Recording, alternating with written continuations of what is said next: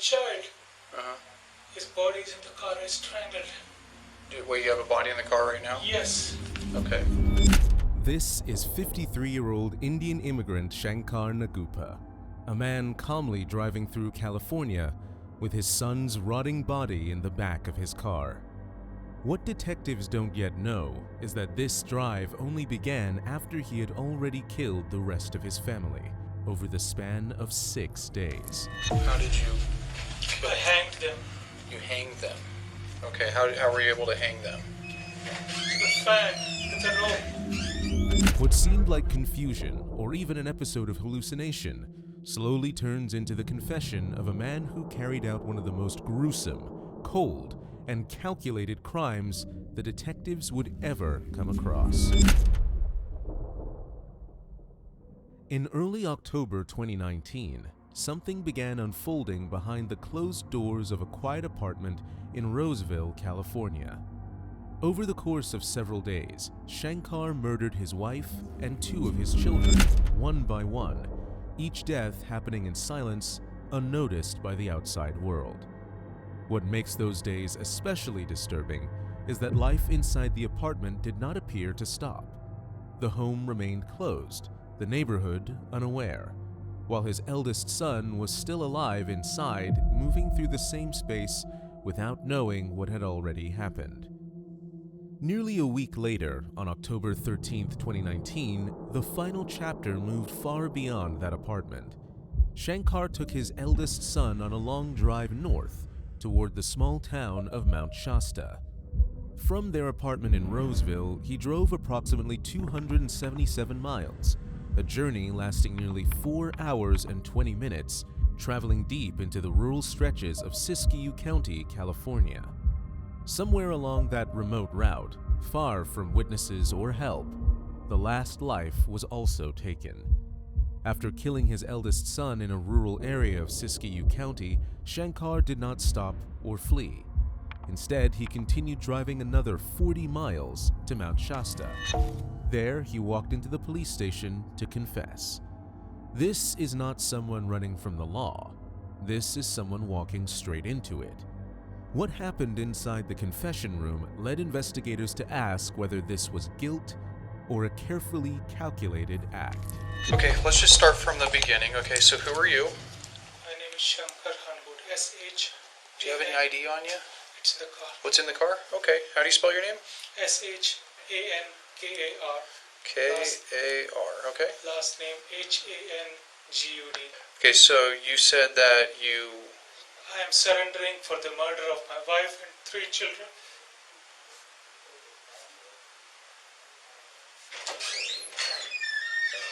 Excuse me. Okay, what was your wife's name?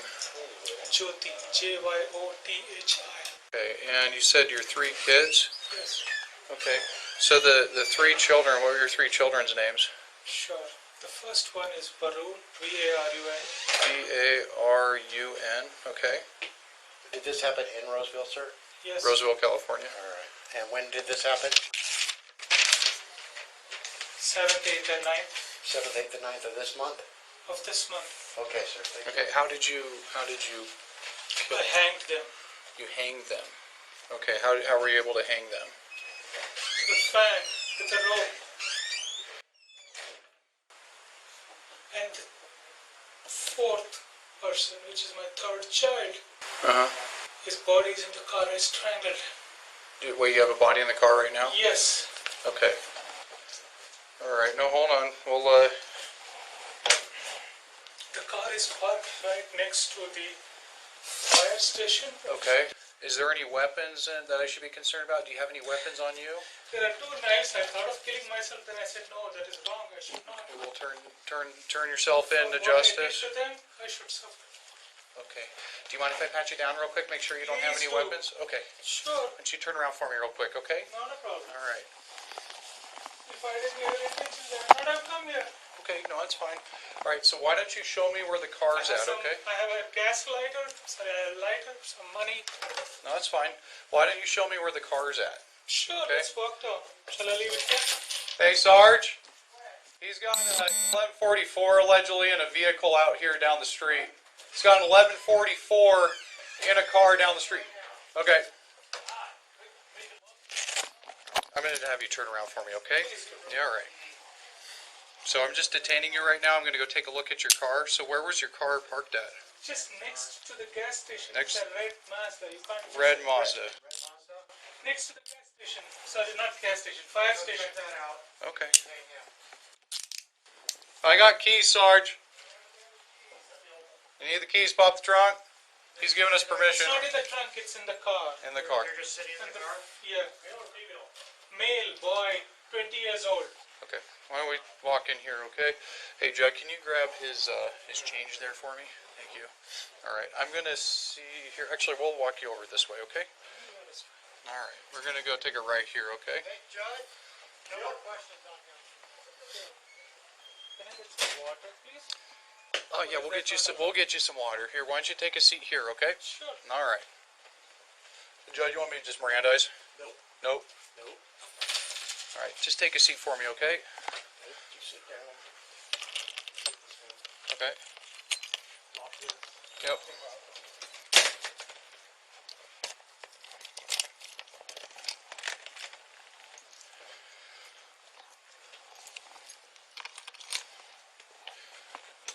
All right, we're going to hang tight real quick, okay, sir? All right. Just let him know.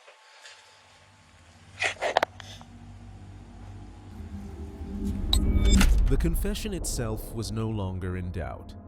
Shankar had already admitted to killing his wife and children. What detectives needed next was a clear understanding of how the crime unfolded, the sequence, the timing, and the choices made along the way. As the questioning continued, Shankar began to describe those details, allowing investigators to slowly piece together the full scope of what had happened. So, obviously you've been here for a while and you've been in a jail cell, so I want to read your rights, okay? Obviously it's been kind of a rough day. I just kind of want to find out, obviously, what led you up to this point and kind of what happened. I was with him the whole day after I strangulated. Thought of many options. Even I thought of strangulating myself. I put them in so much pain. I deserve a lot more punishment.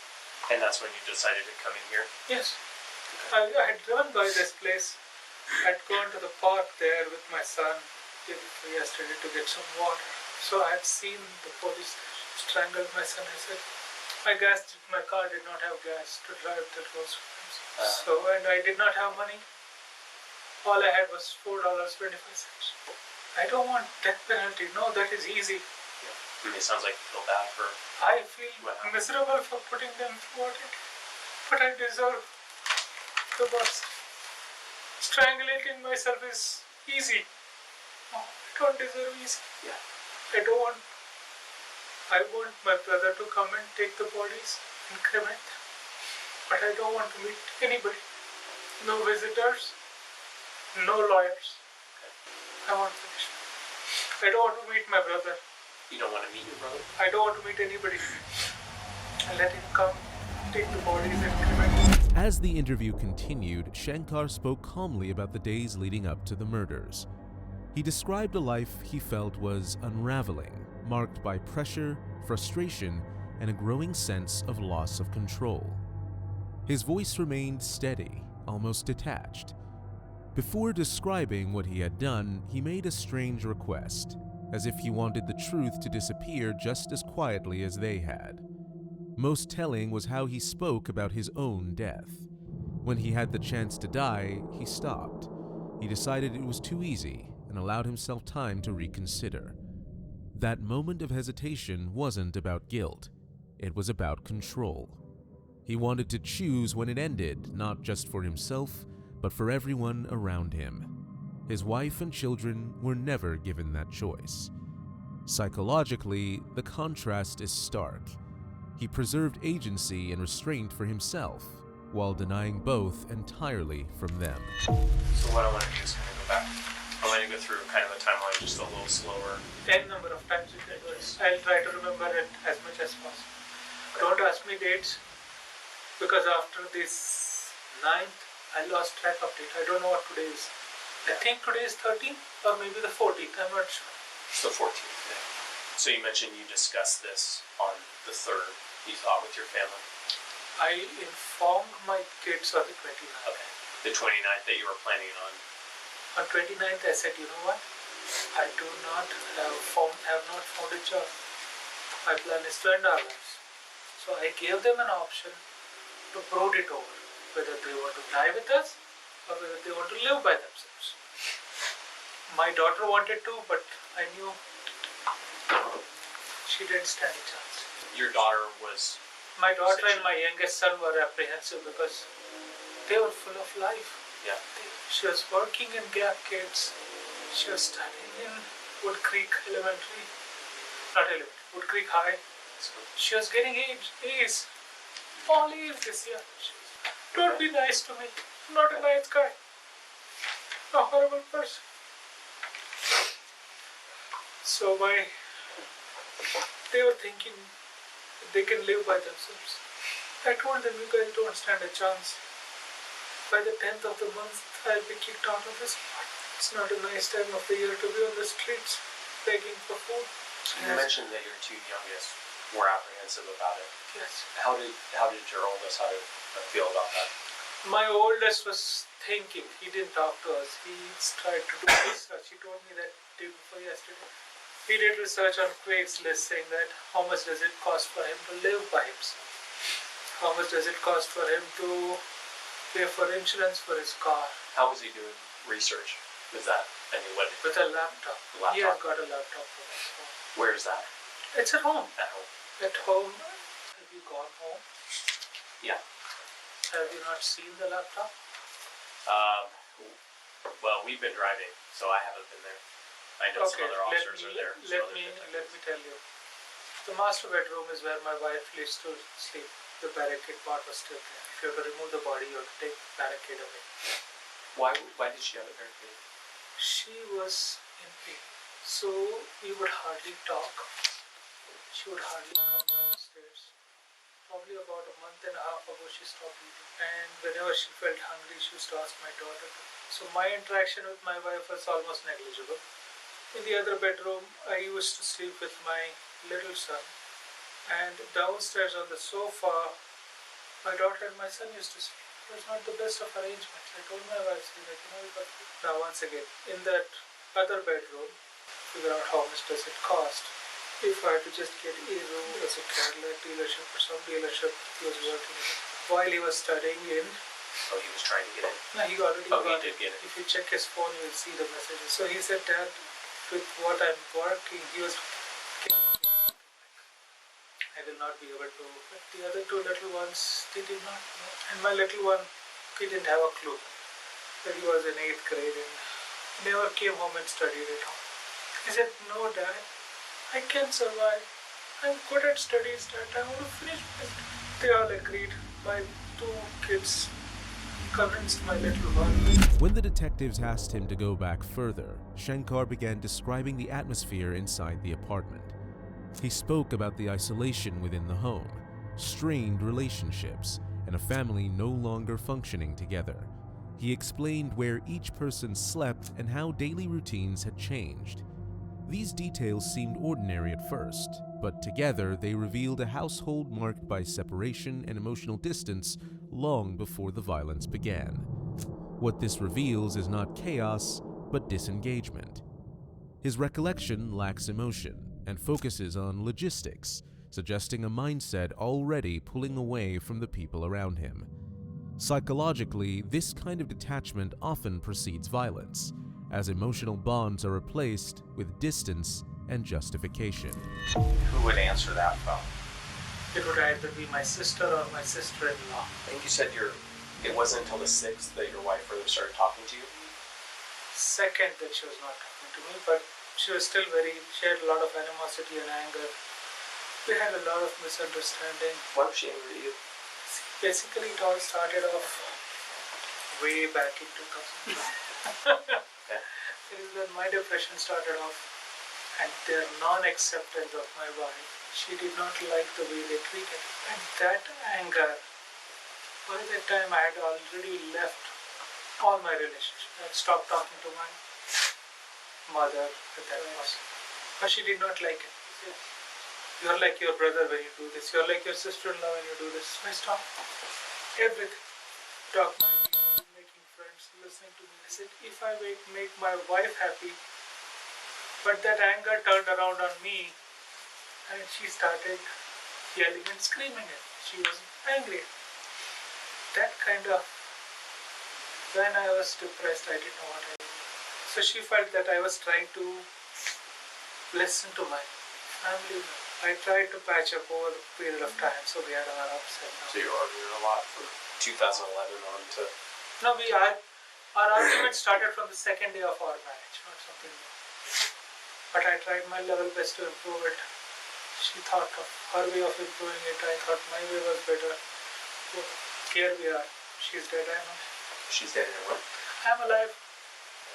So let's go back. We kind of got off topic a little bit. We were talking about on the 6th, I believe.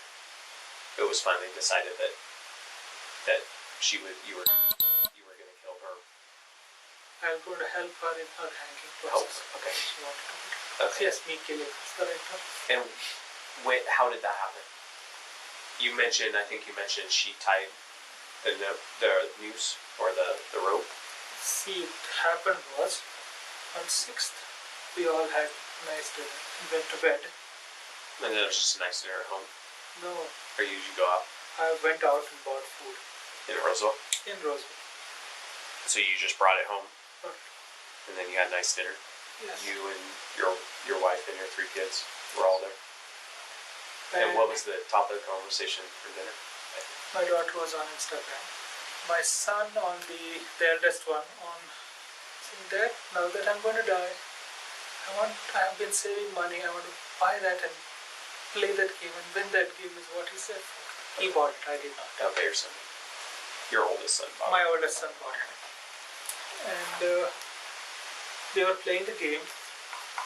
At that point in time, my wife was going through my WhatsApp conversations with my brother and my other family members to see if I was cheating on her. Was I listening to them? Was I doing something wrong against her? She never believed me. She never trusted me. So she was going through, or she spent the whole night going through my WhatsApp conversations with my family. It was not a conversation, to be very frank. It was my family members sending photographs, wishing me for some festival, birthday, things like that, asking questions, how is everybody? They would probably have 100 posts. So she went through that and she felt kind of happy, seeing that, made her feel happy that I didn't do anything wrong for her. I never intended to do wrong. I never wished bad for anybody. Ever. Even when the officer here was sneezing, I wished him, "Bless you, fine." I never wished bad. At this point in the interview, detectives shifted away from the apartment and began asking about Shankar's past.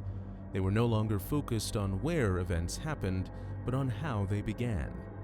What they were looking for was not a single argument, but a pattern. Shankar spoke about years of emotional strain and unresolved conflict, describing it as constant and familiar. His tone remained steady, suggesting these pressures had become normalized. As the questions continued, it became clear that what followed was not sudden or impulsive. The pressure had been building quietly over time. Investigators later learned that this strain was not only emotional. Court records showed that in the weeks before the murders, Shankar was facing a federal tax lien of more than $178,000, a debt he could not resolve or escape. When the numbers on the page became more real than the people in his home, his family stopped being individuals and started being variables in a decision he'd already made. For him, it marked exposure, failure, and the collapse of his identity as a provider. From that point on, the future he imagined began to disappear. There was hardly any conversation. You went into the morning, you went to bed. For my son, Varun said he needed some time. I think he before we needed left. some time. The chairs and stools that I have in my house is not enough to the garage. So What were you going to tie the rope in the garage for the room? garage opener. Okay. The garage door opener that opens the big door. So the controller for Yeah. that is there, right? It is in the center. Yeah. Put that. You were going to try that. Okay. But you realized that wasn't going to support his weight. No, I did not realize that. Okay. I Oh, you never- actually tried to do it, right? I never realized that. So, but it was at a height, and the chair was too short for that. Okay. So I told her, no, we need to go and ladder. Okay. Try that. Make sure it's not too hot. I think it just feels warm. Who was mentioning a blanket? Did they have a blanket by any chance? No, probably not. Thank you, sir. That was good. There. Not a little better. So you were going to get a ladder. So we went to The one on Fairway. first comes the lowest, then comes the Home Depot. Okay. So check the prices. So you bought a ladder from Home Depot. Got a letter from Home Depot. And that would be on the 8th. 9. Oh, that was the next day. Where'd you guys sleep that night? Upstairs. So when I was sleeping, I was writing out my thoughts. Were you writing during that? Yes, I was updating that chronicles I was mentioning to you. And I wrote an email to my brother too. If you open the laptop, you will see that email. You didn't send it though. I did not send it. Because the plan was to send it after we all died. Okay. Or after the kids died and just before me hanging myself. So that did not happen. And in the meantime, as non-payment, Xfinity cancelled my internet connection, so that also went away. So what time did you go to Home Depot and Lowe's? And then you bought that ladder? What kind of ladder is it? Like the A-frame? Like the ones that... No, not those big, huge, cumbersome ones. No, there is a little Like a step stool? kind of a large step stool, Okay. which can... Like a smaller ladder, large step stool. I look for those huge ladders that are like, I would like to back trace myself. Yeah, I have spent 5 nights outside. So I just kind of asked you... Yesterday morning is when I strangled my rope. Yesterday. 13th morning around 10:30 is when I strangled. So that puts us... So, on the 9th, 9th morning, you end up in Oroville that night? no, 9th morning is when I put the noose around my rope's Okay. neck under the and I pulled the chair. And that was morning after you went to Lowe's? I don't know whether I Or went to after. Lowe's on 9th or on 8th Okay. afternoon itself. I think so, it was the 8th afternoon. Okay. Okay, And then the 9th is when... 9th is when I did that, and the rope snapped. Then What I said, happened? In Shankar's mind, a plan began to form, one that made sense only to him. He started to believe that if he could not fix what he felt was broken beyond repair, the only way forward was to end not just his own life, but his family's as well. For years, Shankar had seen himself as the provider, the one responsible for holding everything together. His sense of worth was tied to success and stability, and as that foundation began to fall apart, it felt to him like everything else in his life was falling apart too. What's this that? is wrong. No, it is so easy. Put through them how many years? My wife got married in 97. 22 years she has suffered. For some reason or the other, all my children are suffering. No, I deserve worse. Sorry. It's not that easy. It's not that simple. If I die, no. I could have ran away. Could have left the car, gone somewhere. I did not do any of that. I said, no, I will come park right next to the police station. So you drove here and then... I drove, came in? just parked next. You see the car? Yeah, I saw it. I arrived, parked it right there, walked in, and told the lady. And she had a shock of her life when she saw me at the point. But yes. The full timeline had now taken shape, as what initially sounded like scattered fragments came together into a clear and deliberate sequence of events. The killings did not occur in a single moment, but unfolded over several days. The first deaths took place on October 7, 2019, inside the Roseville apartment, where Shankar killed his wife and one of his younger children, followed by the death of another child the very next day in the same home. To complete 1 week of horror, on October 13, 2019, Shankar took his eldest son on a long drive more than 200 miles north to the small town of Mount Shasta. Somewhere along the journey, he strangled his son to death. What do you think should happen to somebody that kills somebody?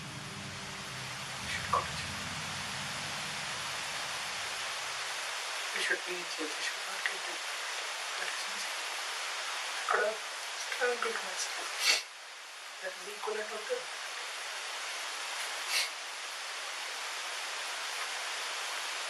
Actually, in my letter I had written, saying that the punishment for murdering 4 people is death penalty, and I'm going to give it to myself. You say you looked that up? I wrote that up. Oh, you wrote that? It's there in my laptop. You seem like you're thinking very clearly through this process. Yes. And plan kind of what was going to happen. I don't know how many jobs I applied for. I don't know how many interviews I attended. Got the job. Yeah. So I said no. What kind of work were you doing? I'm supposed to be a data architect, a specialist in managing data.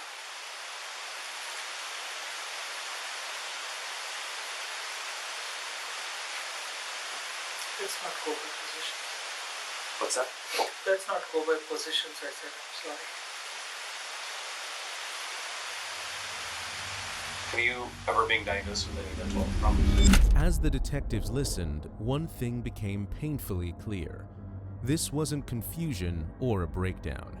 There was no panic in his voice, no frantic excuses, just a man reconstructing his own logic as if he were explaining a decision he'd already made long before he ever sat in that room. Shankar spoke like a man who believed he had the right to control everything: his life, his family, even their deaths. It was a chilling mix of pride, patriarchy, and pressure, the kind of mindset where one man decides he knows what's best for everyone, even if it destroys them. 2 years after the killings, the case reached its final chapter in court.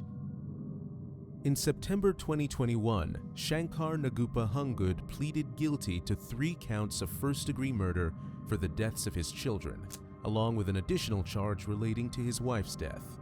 The guilty plea brought an end to any trial proceedings and formally accepted responsibility for what had happened. In November 2021, sentencing followed. The court imposed 3 consecutive life sentences without the possibility of parole. Prosecutors emphasized that the crimes were not the result of a sudden emotional break, but a series of deliberate and calculated acts carried out over multiple days. Today, Shankar is serving his sentence within the California Department of Corrections and Rehabilitation, where he will remain incarcerated for the rest of his life.